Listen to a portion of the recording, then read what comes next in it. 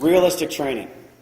How do we know how we're going to operate if we haven't been in that exact situation before? Okay? I want you guys to think about the first time you ever asked this girl or woman, depending on your age, out for a date. First time you had to muster up the courage. You were stressed out. Your heart rate is racing. It was scary, right? And then maybe if she liked you and you asked her out a second, and the third time it got easier. Because you've done it before. You're physiologically, your body knows how to handle this stuff. That's the same thing. That's stress. But it was extremely difficult the first time.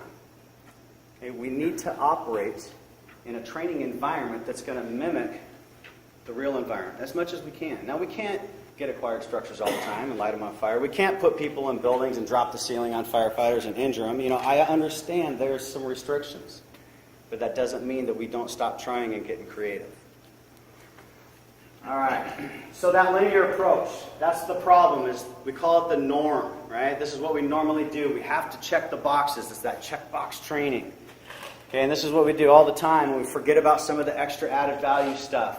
And we tell our brains every time we do this stuff that this is the way it goes down.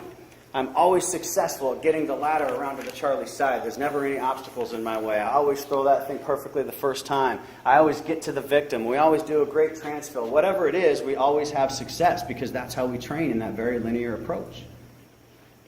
And we have to be able to train for that contingency, right? Things that are changing, the dynamic conditions, the elevated stress that we're not used to operating in. Creativity is the key. We have to be able to get this stuff accomplished so that we can be safe, so we can be more efficient, more effective. Here's what we found. Because all these crews, 15 different fire departments, we saw the same things over and over again. When the stress level started going up in some of these different evolutions, communication degraded. Because the amount of talking went up amongst the crew members and the amount of listening went down. It was crazy. I wasn't expecting that. But yet, I know I've been there and I've done that a ton because the stress level was up. And we're fixers, we're doers, we get things done, every single one of us. And so now, we're stressed out, okay, even though we don't recognize it. And we want to accomplish things, we want to get it done. We've got a good way to do it, you got a good way, you got a great way. Here we go, and we're all going in different directions.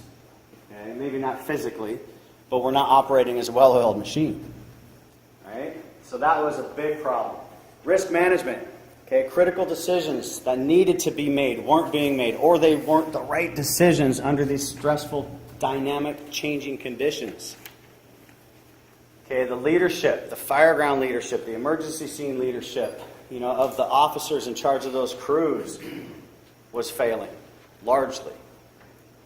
Okay, and that was a problem because of that elevated stress. And the efficiency.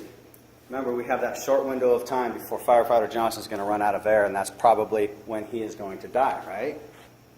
The efficiencies failed, and we need to be as efficient as possible.